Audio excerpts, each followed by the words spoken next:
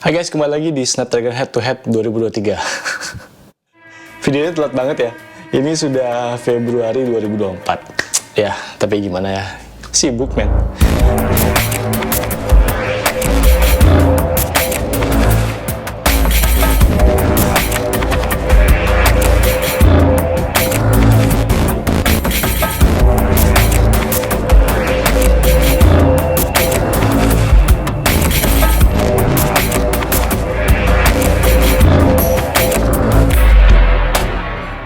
Oke, di video ini kita akan membahas tentang kemampuan video dari 3 device Snapdragon yang ada tahun lalu. Kita udah uji coba kemarin fotonya ya, dan sekarang kita akan uji coba tentang videonya. HP-HP itu adalah Samsung S23 Ultra, iQOO 12, dan juga Oppo N3 Fold. Selain itu kita juga akan membahas beberapa gimmick perkameraan yang ditampilkan dari 3 HP ini. Dan terakhir kita akan recap untuk keseluruhan kemampuan kamera dari 3 HP ini. Untuk uji coba hasil videonya, kali ini kita akan menguji 4 hasil video dari 4 lensa. Yang pertama ultra wide, lalu main lens, kemudian 3 kali, dan terakhir 10 kali. Kita akan nilai dari segi tangkap cahaya, konsistensi warna, dan juga stabilisasinya, yang mana kita akan shot dengan handheld. Selain itu juga kita akan uji coba potret videonya, dan terakhir baru hasil video malamnya. Oke, Samsung S23 Ultra. Samsung seperti halnya hasil foto dari 4 lensanya bisa menjaga dengan sangat baik konsistensi pencahayaan dan juga warna. Meski berasal dari 4 lensa yang punya bukaan yang berbeda-beda, tapi prosesornya itu memasak shadow dan highlights dengan baik ya. Di lensa ultra wide dan wide, hasil videonya itu menghasilkan detail shadow yang baik dan highlights yang aman. Warnanya sendiri punya saturasi yang tidak berlebihan, terutama di warna hijau yang seringkali kita temuin agak lebay ya di hasil-hasil video dari HP. Sayangnya beberapa kali saya rasa tuning stabilisasinya itu agak miss gitu. Di beberapa bagian tuh berasa banget ada wobble yang terjadi. Nah, wobble ini terjadi karena gerakan penyesuaian sensor dalam usaha bikin footage itu tidak shaky gitu. Di beberapa bagian sih aman ya, tapi ada titik yang cukup kelihatan, padahal di lensa telenya malah berasa lebih aman loh. Jadi di video normal ini nilainya 3,5 dari 5. Dalam video potret, S23 Ultra ini bisa ngerekam dalam 4K 30 fps dengan cutout yang bagus banget asal kelihatan wajah gitu. Seperti di awal video ini, subjek membelakangi kamera gitu, agak miss gitu. Fokusnya juga kayak lari ke pohon, terus juga bisa ke jalan. Tapi kalau dari depan, itu bagus. Warnanya juga nggak jauh shiftingnya dari hasil rekam video biasa loh. Ini bagus menurut saya. Jadi nilainya 3,5 dari 5. Di night mode, Samsung ini punya hasil yang baik banget. Fokus aman, color castingnya tidak lebay gitu. Processingnya melakukan hal yang tepat buat saya, terutama di area shadow gitu ya. Dan juga warna highlights yang nggak bleber, walau dekat dengan sumber cahaya. Saya suka sekali. Nilainya 4 dari 5.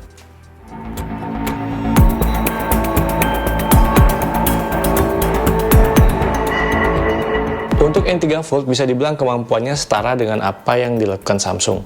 Exposure-nya tepat dan juga konsisten, terutama dalam menjaga detail shadow di bagian bawah dedaunan. Hanya saja di telefoto 3 kali dan 10 kali, white balance-nya tuh agak menguning gitu. Ini bisa juga dipengaruhi dengan awan yang tiba-tiba kebuka ya. Tapi sebenarnya menurut saya shifting-nya ini nggak terlalu jauh.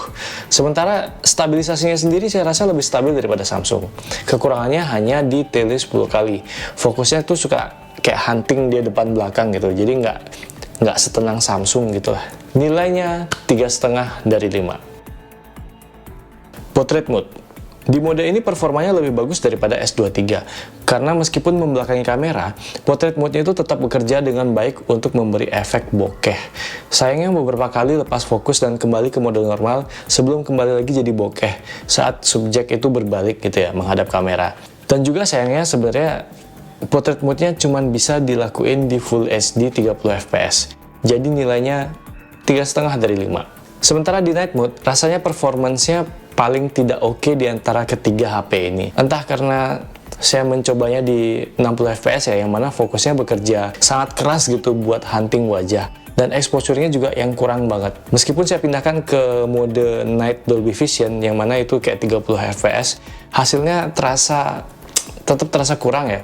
Yang mana mode ini sebenarnya cuman bikin gambarnya tuh bikin lebih terang aja gitu, tapi fokus performance-nya tetap agak struggle. Meskipun begitu, ISO performance-nya bagus dan menjaga shadow tidak noise. Jadi nilainya 3 dari 5. IQ 12. Di video normal, HP ini memang nggak superior banget kayak dua HP lainnya ya. Dari segi konsistensi, exposure-nya lumayan berbeda di lensa ultrawide. Sementara tiga lensa lainnya itu cukup konsisten.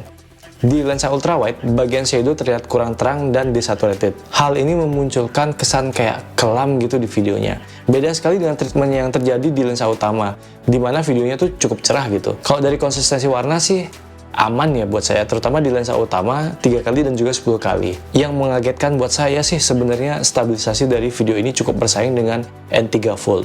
HP 10 juta yang punya stabilisasi kayak gini, man, it's very good. Jadi nilainya 4 dari 5. Untuk potret video sendiri sebenarnya tidak terlalu wah juga. Hasil terbaiknya sama dengan S23 yang mana hanya berhasil membuat potret mode sempurna hanya ketika objek menghadap ke kamera. Nggak banyak yang bisa dibahas juga karena potret mode-nya hanya bisa merekam mode ini sama kayak N3 Fold tadi, cuma bisa di Full HD 1920x1080. Jadi nilainya 3 dari 5. Oke, di night mode baru berasa nih harga HP ini pengaruhnya di mana. Meskipun menggunakan Snapdragon 8 Gen 3 yang mana ini prosesor terbaru dari Snapdragon ya, tapi processing decision-nya itu sangat mid banget. Videonya tuh mengangkat ISO cukup tinggi hingga membuat hasilnya tuh kayak terang banget gitu. Yang mana ini juga bikin video ini jadi super grainy, noise-nya banyak, dan juga dia menghilangkan detail yang cukup banyak dan bikin lampu jadi super overbright gitu.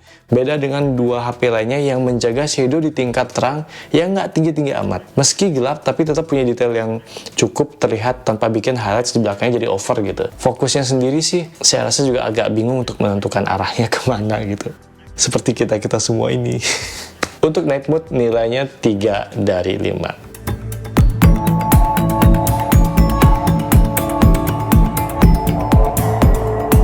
Oke guys, sekarang saatnya kita membahas gimmick-gimmick perkameraan. Sebenarnya ya nggak banyak juga yang bisa dibilang gimmick, karena kamera dari S23 Ultra maupun IQ12 ini nggak banyak juga kayak jual gimmicknya gitu. Sementara dari N3 sendiri masih bawa the best gimmick Oppo ever had ya, yaitu Hasselblad Expand yang mana sudah ada sejak Oppo X5 Pro yang dulu saya review itu. Namun kali ini di N3 dia ada tambahan kayak dua macam lensa atau focal length yang bisa dipilih, yaitu 17mm dan juga 25mm. Ini bikin range dan pilihan angle-nya kayak lebih dari cukup buat dipakai motret expand yang saya suka banget ini. Untuk gimmick Oppo N3 Fold 4,5 dari 5. Sementara S23 Ultra sendiri masih mengusung kamera 200 megapiksel yang dipasangkan di lensa utama serta punya expert RAW ya, yang mana bisa kita pakai untuk memotret astrofotografi. Sebuah hal yang sebenarnya sangat majestic gitu kalau menurut saya. Apalagi kalau kita kayak bener-bener hobis dalam memotret bintang gitu. Expert RAW ini bisa jadi andalan untuk membuat foto Milky Way misalnya. Belum lagi tambahan fitur ND filter yang bikin kita punya pilihan lebih banyak dalam memotret long exposure di malam hari. Jadi nilainya 4 dari 5. Di IQ12 sendiri nggak banyak gimmick yang saya lihat ya. Mereka saya rasa mencoba menguatkan kemampuan kamera mereka untuk bisa bagus di semua aspek basic fotografi. Sebuah langkah yang menurut saya tuh lebih dari cukup untuk sebuah flagship. Karena saya rasa nggak semua flagship mengarah ke sini gitu. Yang paling menarik perhatian saya adalah banyaknya pilihan lensa yang ada ketika kita tap angka-angka kamera yang ada di UI kameranya. Ini bikin kita punya pilihan yang lebih dari cukup untuk memotret dengan focal length yang kita sukai banget. Bisa dibilang untuk mobile photographer, terutama anak-anak street gitu, ini sebuah kamera fotografi yang cukup sesuai dengan keinginan mereka. Jadi nilainya untuk IQ12 gimmicknya 3,5 dari 5. Untuk finalnya bisa kita lihat penilaiannya sebagai berikut. Di bagian foto, Oppo N3 Fold jadi pemenang dengan skor 13,5 mengalahkan Samsung di 12,5 poin dan juga 11,5 poin untuk IQ12. Sementara di bagian video, Samsung jadi pemenang di 11 poin mengalahkan N3 dan juga IQ yang masing-masing punya 10 poin.